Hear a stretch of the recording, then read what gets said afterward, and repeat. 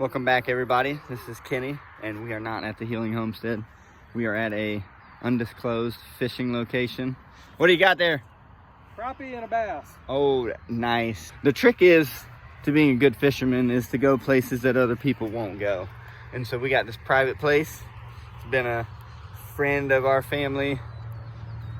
And look at him. He's trying to do it. That's his. So he does this special fish dance before he actually starts fishing, and it summons the fish to him. So you guys should try it. Create your own fish dance. But I'm gonna get in here and get it. This is just a good times with my dad and my Uncle Al. So let's go catch him.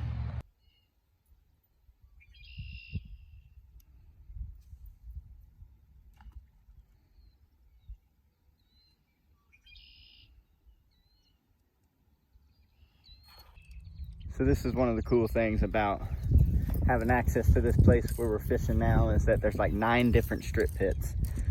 They probably get fished by other people, but there's been fish in here for so long that it's very common that you will catch fish in at least one of them. If one's not on, you go to another one, you try that one.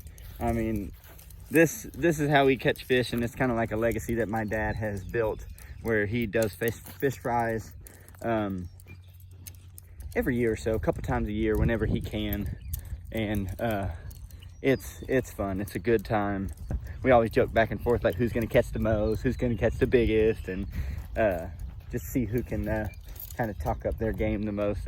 It's pretty funny. Walking up to the second one. Here's how you gotta fish too. Bring more poles than what you know what to do with. Always helps. See if he can pull one in right there.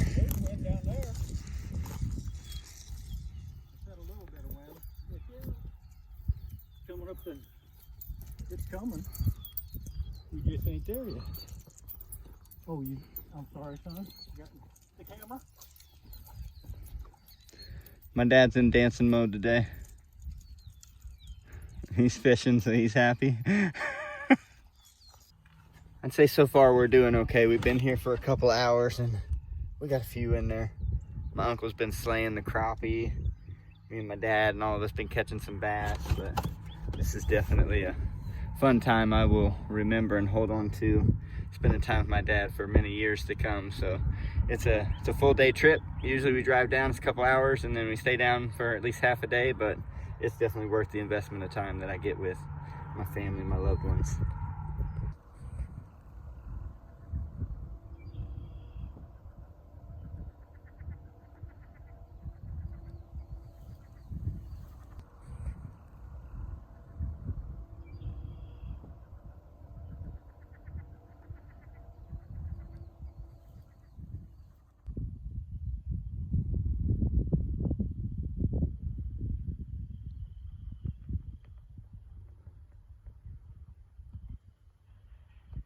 Who caught the biggest fish today, guys?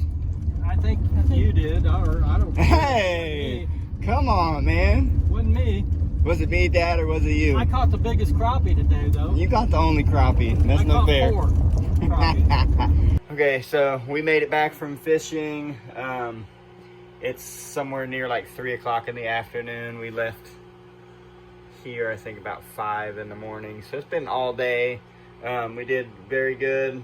I wish I had like a GoPro or something where you guys could see in real time, like when we're catching fish and everything. It's pretty exciting if you're into that, but definitely picked a good day to go. The weather worked out good for us. Now I'm reheating some coffee and we're gonna go do the not so glamorous part of it.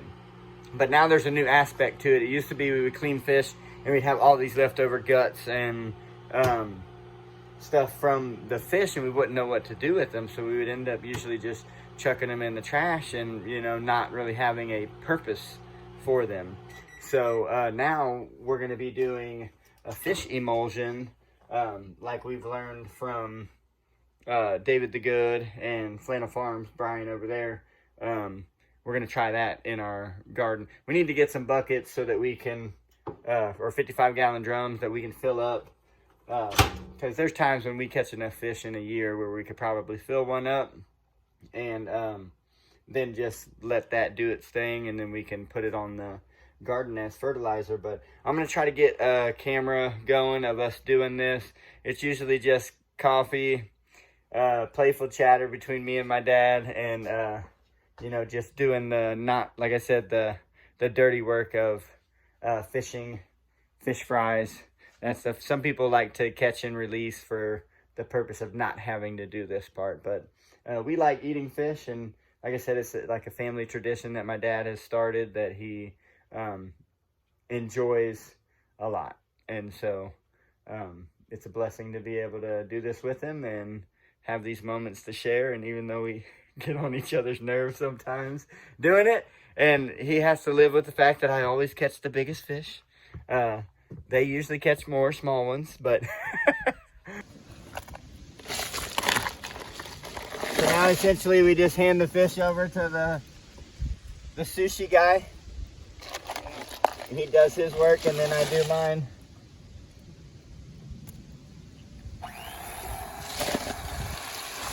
We'll count the fillets at the end to see how many fish we caught. I'm gonna speed it up.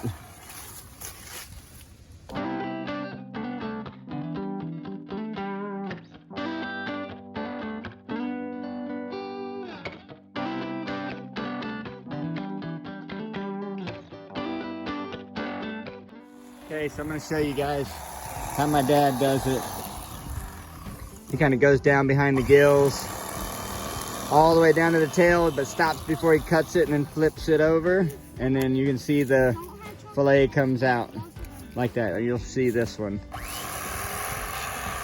That way you don't have to descale it. There is a little bit of waste on the meat, depending on how good you get. He's pretty good, so he doesn't waste a whole lot. And then what I will do is I will just cut out around these rib bones, so it'll be a fillet that looks kind of like those down there. And then we'll clean them. That was actually a pretty nice bass right there. All right, I got to get back to work.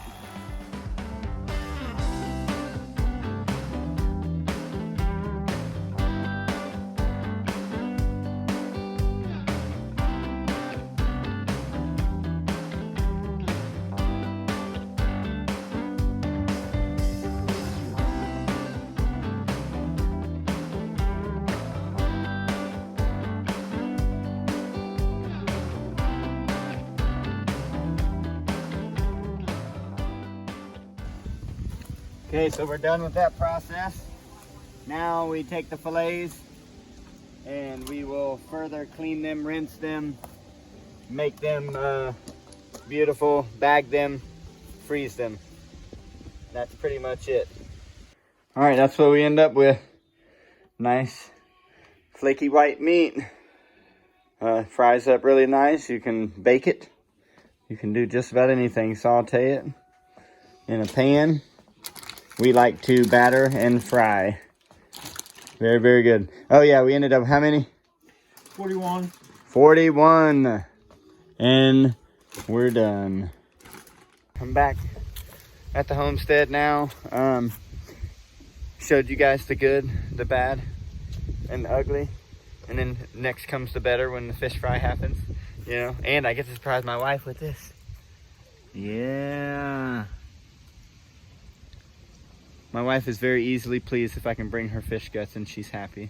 But it's going to help us grow some good stuff in our garden. So until next time, we'll catch up with you guys later. Bye.